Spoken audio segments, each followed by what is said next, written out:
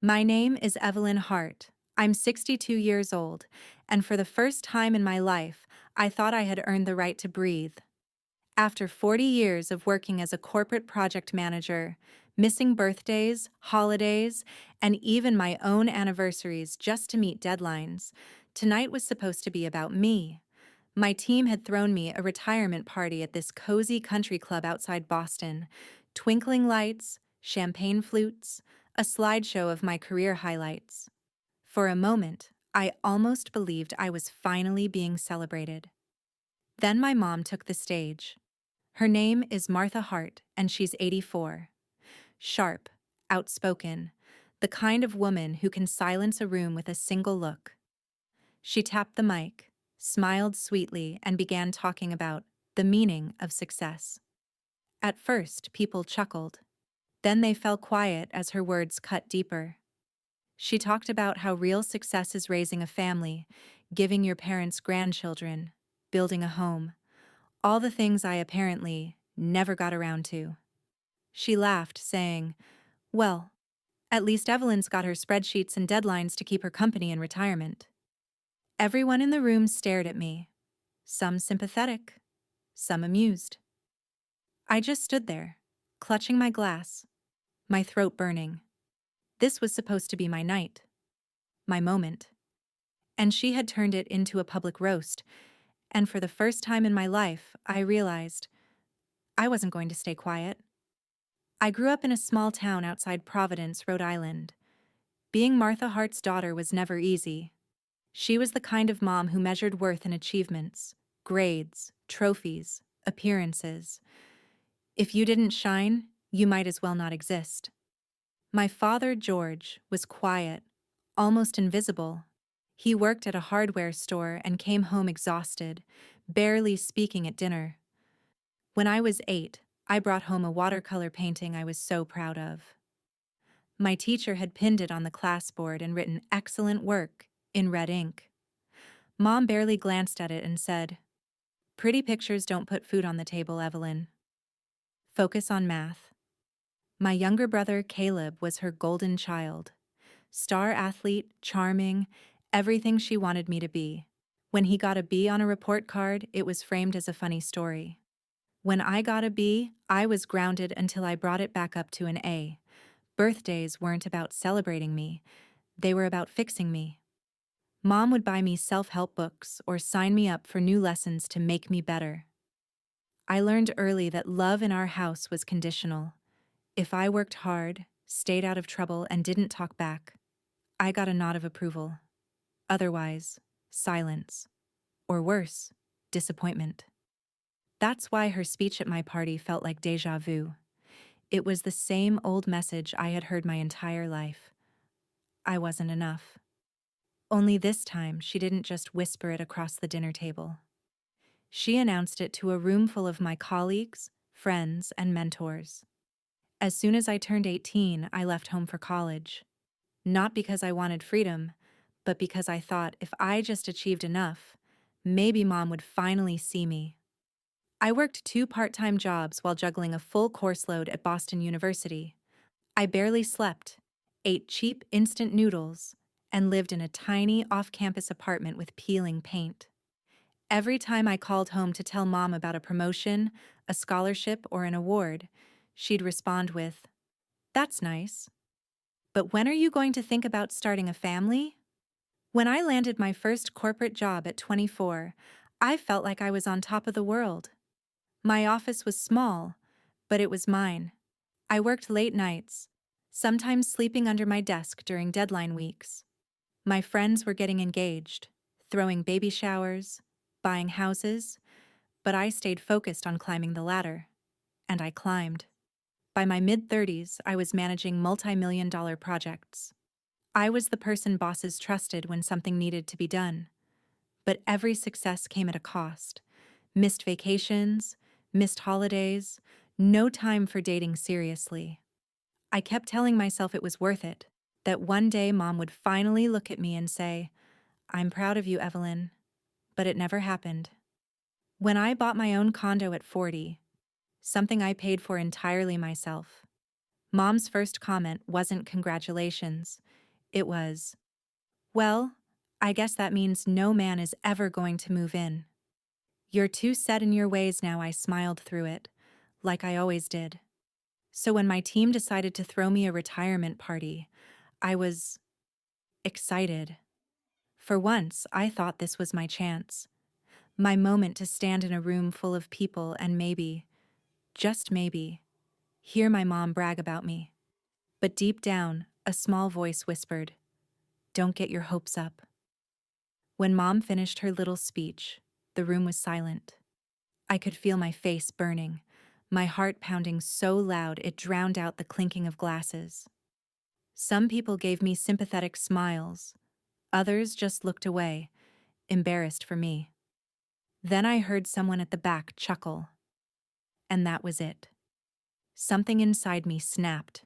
I had spent my entire life biting my tongue, pretending her words didn't hurt.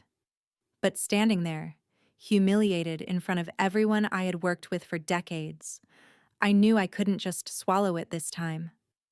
I put my glass down, hard enough to make it rattle on the table. People turned to look as I stood, straightened my jacket, and walked toward the microphone. Mom stepped aside, looking almost pleased with herself, like she had taught me a lesson. I gripped the mic with shaking hands.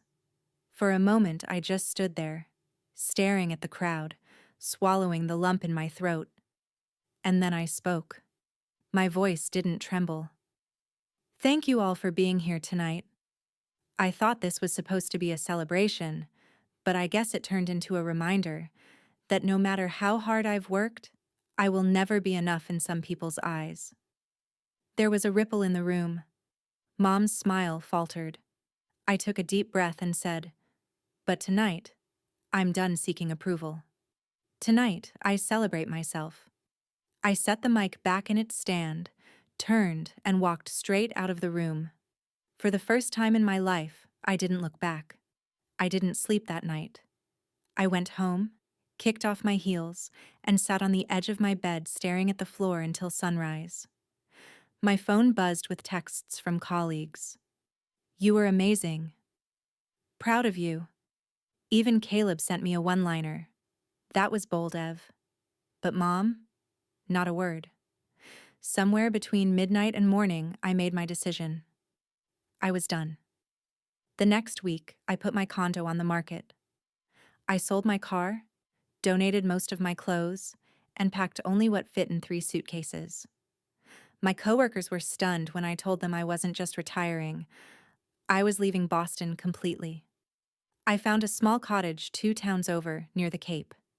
It had peeling white paint, squeaky floors, and a wild little garden that looked half dead. But it was mine. For the first time in decades, I had no deadlines, no pressure, no one expecting me to prove myself. I spent mornings drinking coffee on the porch, watching the sunrise over the water. I took long walks without my phone buzzing. I started therapy, something I had avoided for years, and slowly began to untangle the knots of guilt my family had tied around me. At first, the quiet was scary. I kept waiting for someone to scold me for wasting time. But then the quiet became a friend. I joined a local book club. I started volunteering at a community center, tutoring teenagers in math. And to my surprise, I loved it. These kids didn't care about my job title, my relationship status, or what my mother thought of me. They just cared that I showed up. Little by little, I started smiling again, laughing again. And one evening, as I watched a storm roll over the ocean, I realized something that made me cry harder than Mom's speech ever had. I was proud of myself. Not because of the titles, the promotions, or the projects, but because I had finally chosen myself. It didn't take long for the messages to start. At first, they were polite. Short texts from Mom like, "When are you coming home?" Then came the guilt. "Family is all you have, Evelyn. You can't just run away." When I didn't respond, she called Caleb. He left me a voicemail that started nice but ended with, "You know she's telling everyone you embarrassed her. People are talking. Ev." Apparently, Mom had been telling neighbors and extended relatives that I had lost it, that I stormed out of my own party like a spoiled child. One evening, I got a letter in the mail from Mom herself. It wasn't an apology, it was a list. All the things she thought I had done wrong over the years: quitting Sunday school at 12, refusing to go to prom, choosing my career over starting a real family. At the end, she wrote, "You can still make it right." Come home, I stared at that letter for a long time. The old me would have packed a bag and gone straight to her house, begging for forgiveness I didn't owe. But this time, I folded the letter, slid it into a drawer, and never wrote back. A week later, Caleb called again. His tone was softer this time. "She's not doing well," he said. "She's hurt, Ev. Can't you just talk to her?" I took a deep breath and said calmly, "Caleb, I'm not responsible for fixing how she feels about me. I'm finally happy, and I won't go back to the person I used to be." For the first time ever, I meant it. It's been over a year since that night. I still haven't spoken to Mom. Some days that hurts more than I want to admit, but most days, it feels like breathing fresh air after living underground for decades. I've built a life I actually love. My mornings start with walks along the shoreline, not rushed commutes through traffic. I have friends who invite me over just because they like my company, not because they expect me to bring a casserole or a favor. I mentor young women starting their careers, and when they thank me, I tell them the truth. Your worth isn't measured by who approves of you. Not your boss, not your partner, not even your parents. Sometimes I think back to that night and smile. Taking the mic wasn't about humiliating my mother, it was about freeing myself. For so long, I believed choosing myself would make me selfish, ungrateful, even unlovable. But now I know, choosing yourself isn't selfish, it's survival. And if anyone watching this feels like they're drowning trying to meet someone else's expectations, I want them to know, you are allowed to stop. You are allowed to walk away.